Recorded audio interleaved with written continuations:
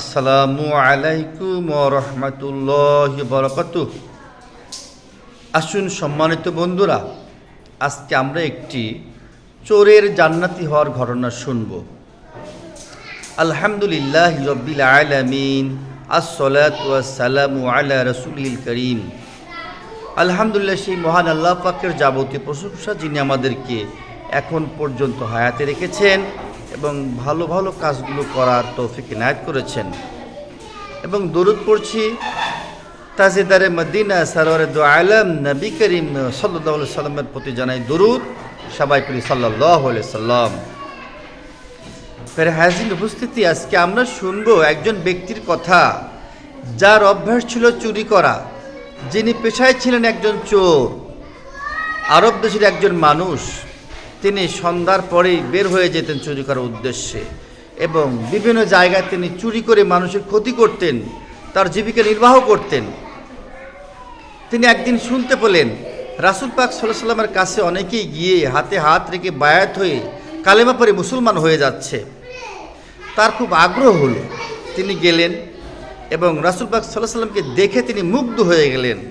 তার নুরানি চেহারায় তার আল্লাহ পাকের হেদায়েতের বাণী শুনে তিনি অবাক হয়ে গেলেন এবং তিনি বললেন, ইয়া রাসূলুল্লাহ সাল্লাল্লাহু আলাইহি সাল্লাম, আমি মুসলমান হব, আমাকে কালেমা পড়িয়ে দিন।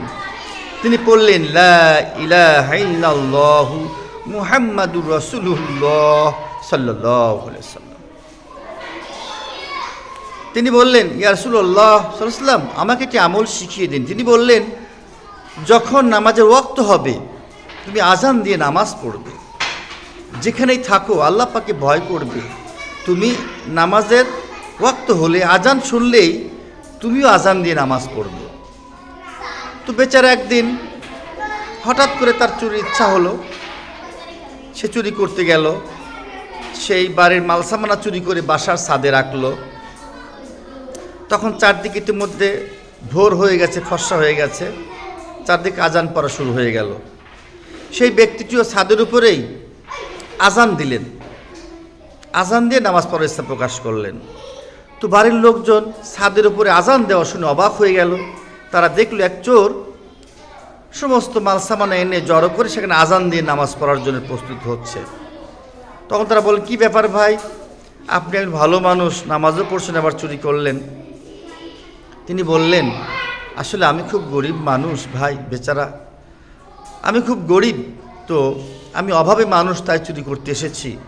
তারা বলল, হায় হায় আফসোস, রাসূল পাক সাল্লাল্লাহু আলাইহি ওয়াসাল্লামের কাছে বায়াত হয়ে আপনি চুরি করতে এসেছেন, এটা তো বড় লজ্জার কথা, পরিতাপের বিষয়।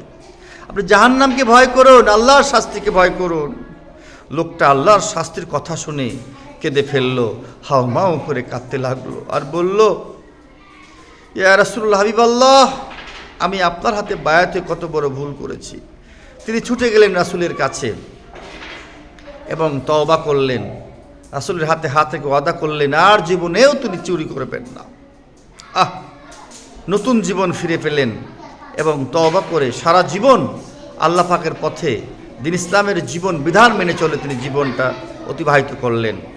আল্লাহ পাক বলেছেন, রাদিয়াল্লাহু আনহু মুরাদু আন, আল্লাহ পাক সন্তুষ্ট হয়েছেন রাসূল পাক সাল্লাল্লাহু আলাইহি ওয়াসাল্লাম সাহাবীদের প্রতি এবং তারাও সন্তুষ্ট হয়েছে। তাফসীরে এসেছে যে সমস্ত সাহাবে আজমাইন আল্লাহ পাক তাদের জান্নাত দান করবেন, তাদের সমালোচনা করাও ঠিক হবে না। তাই আসুন আমরা শিক্ষার জন্যে আল্লাহ রসুলের জীবন থেকে শিক্ষা নেই, তার সাহাবাদের জীবন থেকে শিক্ষা নেই এবং বাকিটা জীবন তার পথে চলি, তাহলে আল্লাহ পাক আমাদের জীবনের ছোট বড় সকল গুনাহগুলি মাফ করে জান্নাত নসিব করে দেবেন, জান্নাত নসিব করে দেবেন, জাহান্নাম থেকে হেফাজত করবেন। প্রচণ্ড শাস্তির জায়গা জাহান্নাম, বড় বড় সাপ বিচ্ছু সেখানে রয়েছে, মানুষকে কামড়াবে, মানুষ হাউমাউ করে কান্নাকাটি করবে, সেখান থেকে কেউ উদ্ধার করতে আসবে না, সাহায্য করতে আসবে না। আর সেই জাহান্নামের কথা চিন্তা করে, আল্লাহ পাকের শাস্তির কথা চিন্তা করে আমরা আল্লাহ পাকের পথে ধাবিত হই এবং আমলগুলো সঠিকভাবে আদায় করি। আল্লাহ পাক সকলকে সেই তৌফিক ইনায়েত করুন। আল্লাহুম্মা আমিন আমিন আমিন। আসসালামু আলাইকুম ওয়া রাহমাতুল্লাহি ওয়া বারাকাতুহু।